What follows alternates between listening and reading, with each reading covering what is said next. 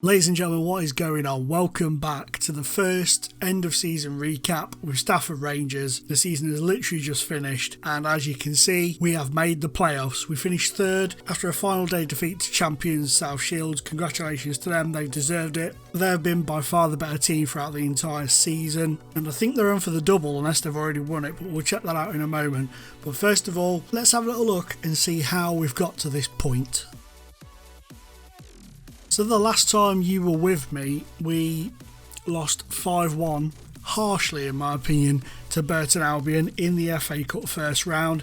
That was the end of our FA Cup dream for the season. We followed that up with a 4-0 win over Bury Town, a really solid performance. That was in the Velocity Trophy second round. It was one that I expected to win, one that I wasn't surprised that we won as comfortably as we did, but still a very solid performance. We beat Atherton Collieries by 2-1 in the league as we returned back into league action. That was brilliantly put, but I know what I mean. 2 goals from Danny Burns, the central defender in that one. Following that, Bamber Bridge were beaten 3-1 at home thanks to a Milan Barrs hat-trick. He's really come good in the second half of the season. Took him a little bit of time to adjust to the way we play, I think, and to adjust to playing the left-sided sort of inside forward or whatever. I think it's inside forward I'm playing. I can't even remember. My mind's gone blank. But yeah, the winger position that we've been playing, he's got used to it now, very much so, and has really got amongst the goals in the second half of the season.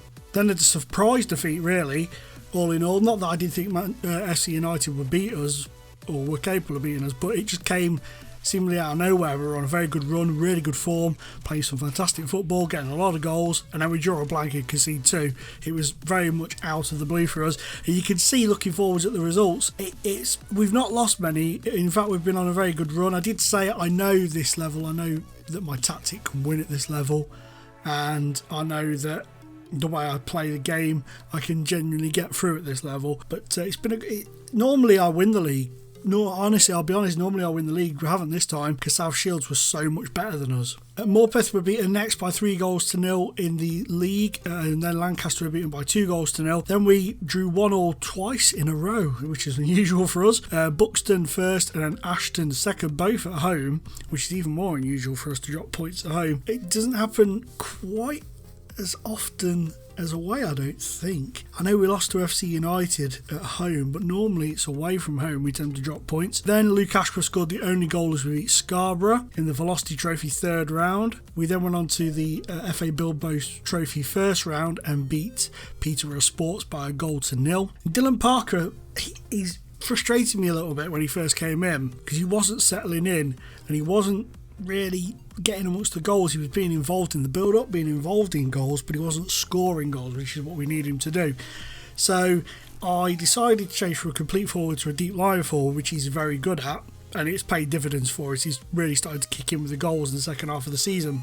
The first of which came against Radcliffe. He hadn't scored for a while in that up until then. In fact, he had scored before then, but that was only his second goal for the club, and he had played a lot of games. We beat Witton by 1-0. They've had a bad season. They have actually managed to survive, but they've had a pretty poor season, really. And then another 1-0 win against Nantwich, which was a good result for us, because Nantwich are a very difficult side at this level on the game. And Bristol MF were beaten by 3-0 in the FA Trophy second round. We fielded a weaker team, and I actually changed to a 4-4-2 for that one to test it out. It worked really well. I think I kept it in for the Tiptree, Malden and Tiptree game in the quarter-final of the Velocity Trophy. We won 3-1, and then I reverted back to the 4-3-3 for the 1-0 win over Stalybridge. I just wanted to see how the 4-4-2 works. Haven't really tested the 3-4-3 yet. May give it a little bit of a look next season, depending on what we're up to and what players we've got. Morpeth then drew with, I was just about to say beaten, but no, we drew with them 1-1. Milan Barrs with a goal there. Then we went on a bit of a goal scoring spree with a 4-1 win over Grantham in the league and a 5-1 win over Kings Lynn in the third round of the FA Trophy. I was starting to get a little bit confident about it. I was starting to have a little twinge in my mind of thinking, imagine if we could get to Wembley. Just imagine it. So I got a bit carried away with myself a little bit. A 1-1 draw with Warrington. We were lucky in that one, really. We didn't play very well at all. And then a 1-1 draw with Scarborough Athletic. Tom Thorley with a goal in that one. Gainsborough Trinity have really struggled this season. I believe they've stayed up, and rightfully so, because they're a good side. They've just not clicked this season at all. And I think they were about 17th, 18th last time I checked. Millen Bars and Luke Jones with the goals in that one. Danny Shelley scored. We were beaten by strugglers Basford or Baseford. Is it Basford or Baseford? I'm not too sure. I want to say Baseford. By 2-1. Danny Shelley did score. We were pretty poor. It came out of nowhere. We'd gone all of those games since that FC United game without a defeat, and then boom, along came one. A 0-0 draw with Whitby following on from that defeat, and then a disappointing 2-1 defeat again. When we lose 2-1, Danny Shelley seems to score. Apart from there, we'll ignore that I've just said that. Chorley knocked us out of that competition there in the National League, struggling at the moment. We'll have a little look after the playoff games as to how the other leagues have shaped up. Matlock were then beaten by 4-0. Very comfortable sort of bouncing back from our little bit of a blip there, 3-game blip, before we were beaten in the Velocity Trophy semi-final, which was a gutter, to South Shields. Have I said Southend previously in this video now? I'm a little worried about that. If I have, I deeply apologise. But yeah, South Shields beat us in extra time by 2-1. They were the better side. They did deserve it. They've got Gilchrist, who's a very solid player at this level. I used to sign him a lot when he was at FC United on the game, because he used to just bag goals. Once he'd left Burnley for FC United, he was very good on the game in the lower level, so I used to try and pinch him off FC United as often as I could, and he would just be a goal machine on the game. Absolute machine. Then Dylan Parker scored the only goal for us in a 1-1 draw with Hyde. We beat Bamber Bridge by 2-1. Smalley and Parker with the goals in that one. And then there was a massive 4-4. And what a whopper that was, a 4-4 against Mickletover. And then we lost on the final day, Dylan Parker with the goal, as we lost to champions South Shields. So all in all, we've had a fantastic season. We've had some cracking runs. We had that massive run without a defeat. Really good. Then towards the end of the season, we kind of tailed off a bit. Nothing drastic, but we drew a lot of games and lost a few. I know they were mainly cup games, but it did affect, I think, the way we were performing in the league and cost us second place to a degree.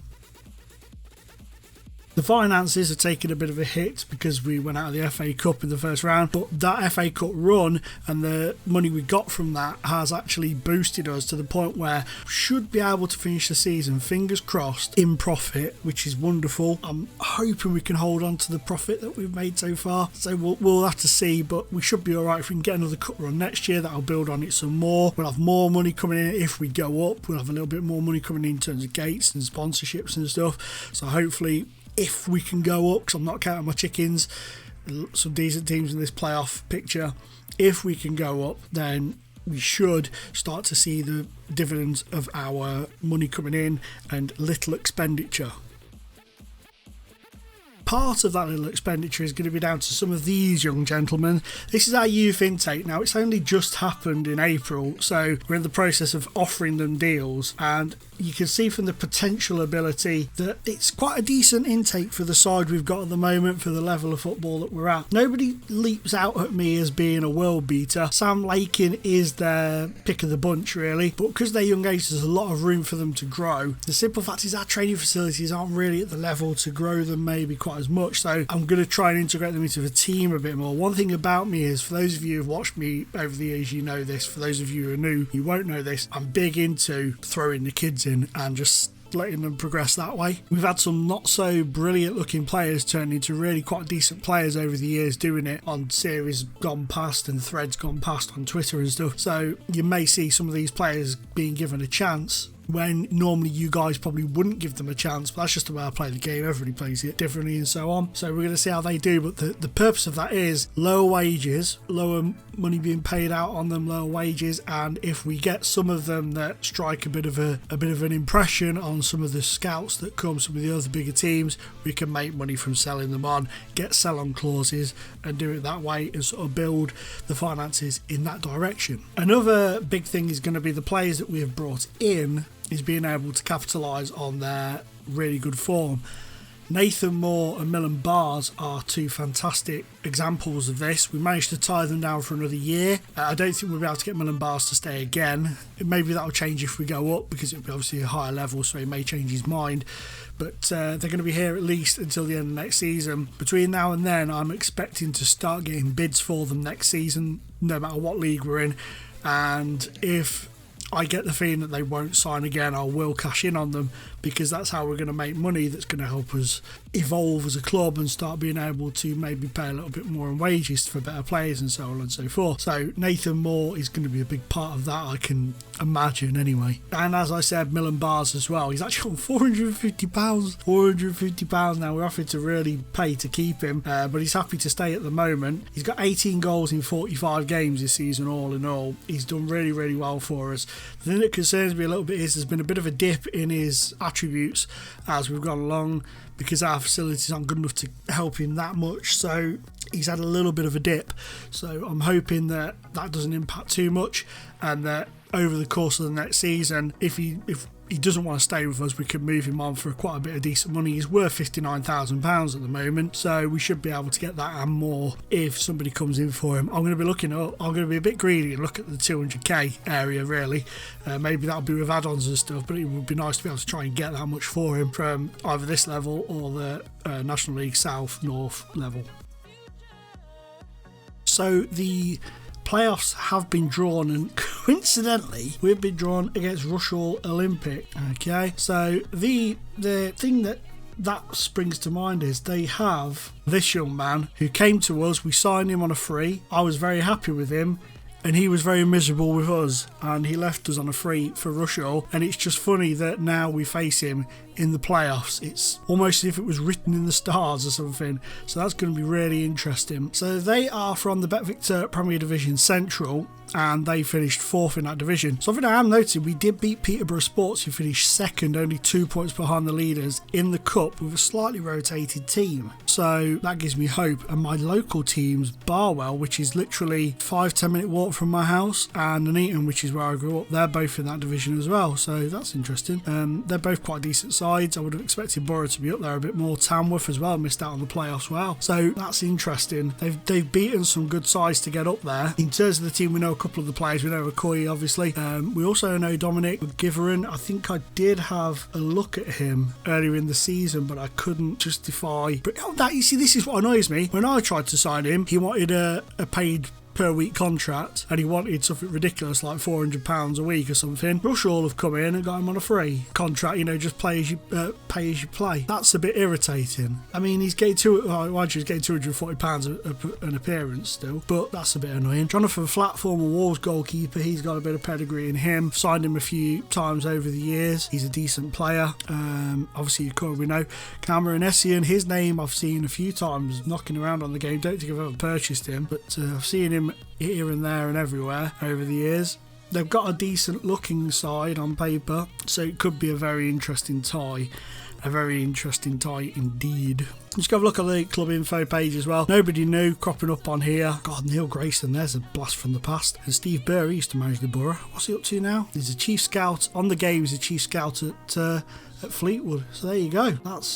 I didn't expect that. I thought he'd be managing one of the non-league teams on the game, to be fair. But there you go. That's where we're up to, guys. I was going to show some goals and stuff, but there were so many results to go through, I thought I won't worry about that. Hopefully you're going to see us score lots of goals in the next episode, which will be the playoffs. I'm nervous. I am nervous. It's silly. This game makes me nervous. It's ridiculous. It's a game. Grow up and get over yourself, boy. That's what I say. But guys, thank you so much for watching. I really do appreciate it. Let me know in the comments down below. Do you think that's a decent season? I really do, considering we're tipped to finish 1 from bottom. I'm really pleased with how it's gone, but you guys may feel a bit differently. Maybe you think we should have done better and won the league. I don't know. Also, I've decided now already, no matter what league we're going to be in, that who is staying and who's going. So probably not in the playoff game, but in the first video next season, we're going to go through I suppose it's the retain list, but more it's the release list. I'm going to let you know who's going to be going. I've already made my mind up. I've already told them. I've set their contracts for release and stuff. So that's already been done and dealt with. Some of them have spoken to other clubs already. I don't think anybody's agreed to move, but we'll look into that. Probably the first video of season 2. But for now, guys, I'm out of time. Thank you so much for watching. Please remember to hit the like button. It really helps promote the series, promote the channel massively. lovely, and it's nice just to spread it out there. There could be other fans out there of non-league football who enjoy this sort of stuff, or the Stafford Rangers fans out there and stuff like that. So do it for them, if not for me. So thank you very much, guys, and I'll catch you in the playoffs.